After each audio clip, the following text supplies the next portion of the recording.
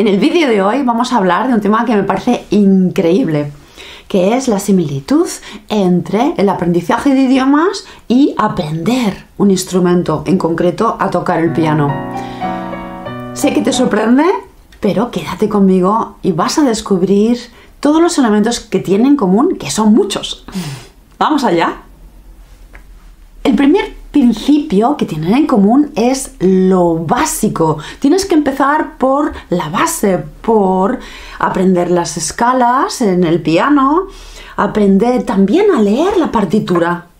Cosa que en ciertos idiomas también tienes que aprender una nueva forma de interpretar letras, signos incluso. Es importante tener una buena base sólida para continuar con el proceso. Muchas veces también tenemos que volver a lo básico para afianzarlo y poder así mejorar con cualquiera de los dos procesos, tanto el musical como el oral de hablar un idioma.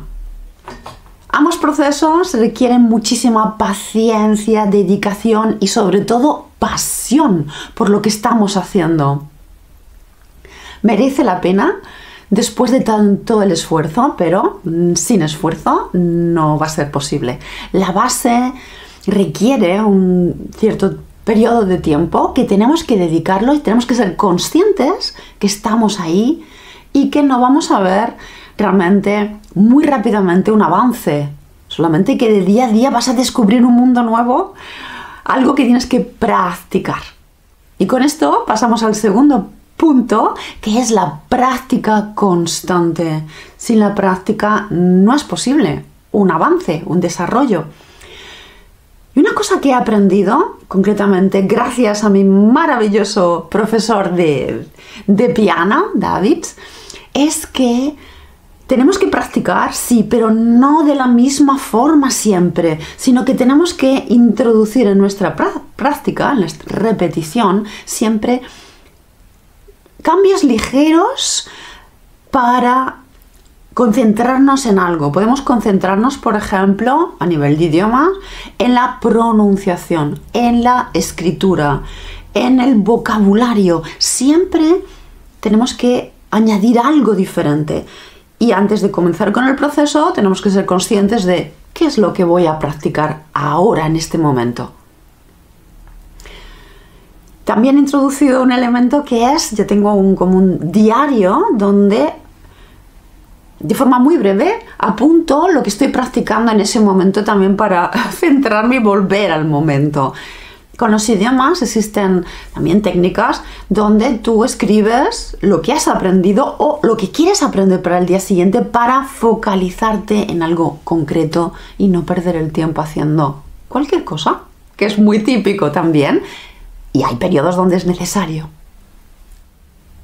Con el punto de la repetición y la memorización, tengo que comentarte que es muy importante también dedicarle siempre un determinado espacio de tiempo para crear una rutina que no suponga un gran sacrificio porque es automático. En esa repetición, lo que estamos haciendo también es profundizar el movimiento, por ejemplo, de los músculos de la mano para que se automatice. Lo mismo con los idiomas.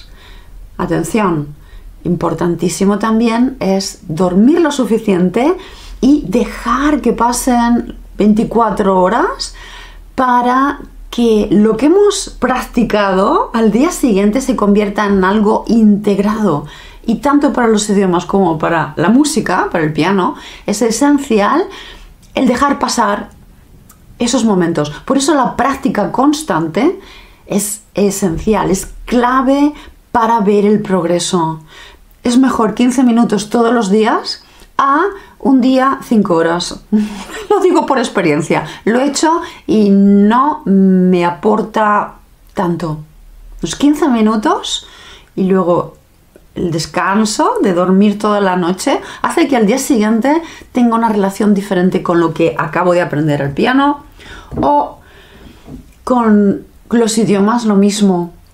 Palabras que me costaban mucho un día, al día siguiente es como, pero Es fácil. ¿Por qué no pude hacerlo ayer? Es normal. Tenemos que ser conscientes de ese progreso y cómo funciona nuestro cerebro para registrar, integrar esa información nueva. Pasamos al capítulo de los errores. Ya sabemos, los errores son nuestros amigos porque nos ayudan a darnos cuenta de cosas y sin errores no podemos avanzar, porque al avanzar, al principio, no lo puedes hacer bien, es imposible. Por eso es muy sano tener una relación de amistad con el error para que forme parte de ese proceso de aprendizaje. Atención, los errores tienen su espacio dentro del avance, pero llega un momento donde tienes que ralentizar todo el proceso para, por ejemplo, con la música, llegar a un momento donde decidas, a partir de ahora, pieza conocida, no voy a cometer ningún error. Para eso tenemos que hacerlo súper despacio, para darnos cuenta de cada movimiento, de cada nota.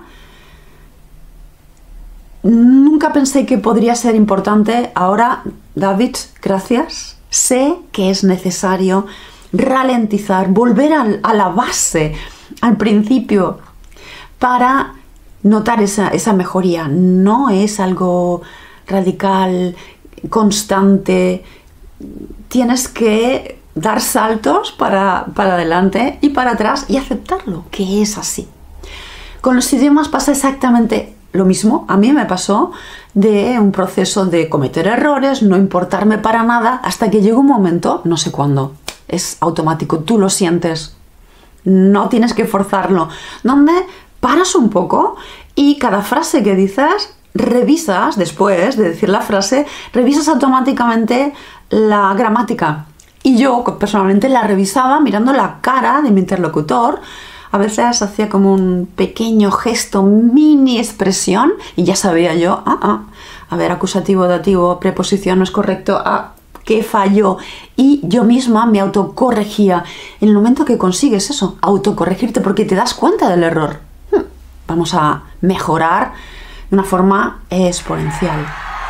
Para eso tienes que tomar los periodos de tiempo de cometer el error, no importarte, a llegar a ese momento donde ya estás preparado y revisas y decides de alguna forma interna, externa, no lo sé cómo es, pero en algún momento te das cuenta que ha llegado el momento para dejar de cometer errores, o no tantos en circunstancias, o por ejemplo en piezas ya muy conocidas, o en un vocabulario que dominas perfectamente, añadir la gramática más correcta.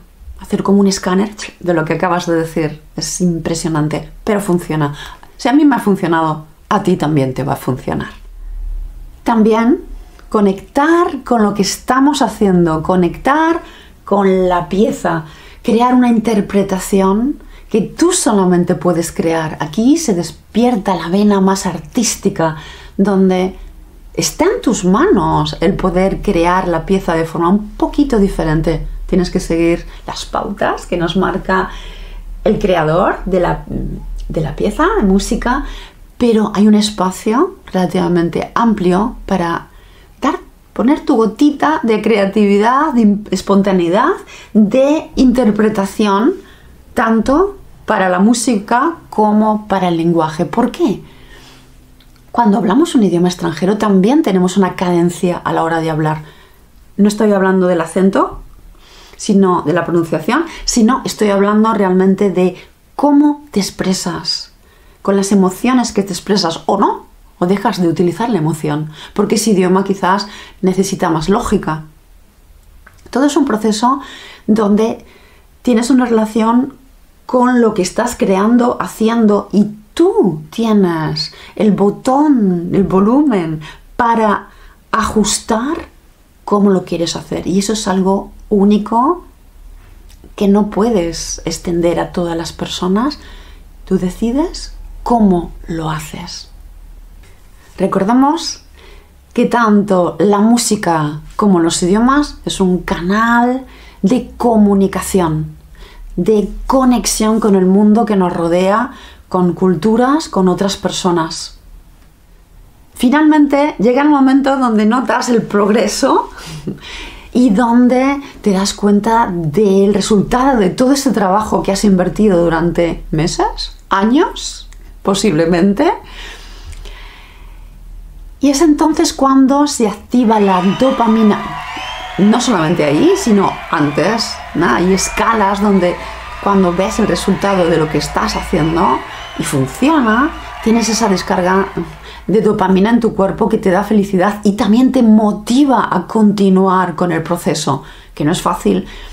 Siempre te aporta una recompensa y por eso continuamos, si no, lo dejaríamos inmediatamente. Pero es un proceso, tanto la música como los idiomas, es un proceso adictivo en el sentido más positivo de la palabra, que te hace continuar a pesar de lo duro que es, a pesar de los obstáculos, a pesar de los errores. Hay algo que te invita, te incita a continuar porque sabes que te vas a convertir en una persona con una capacidad nueva, vas a disfrutar nuevos sonidos que estás tú mismo creando, de la misma forma con la música, así como con los idiomas. Y en ambos ámbitos no hay una puerta de salida final, porque siempre hay una posibilidad de aprender algo nuevo, algo más, de combinar cosas.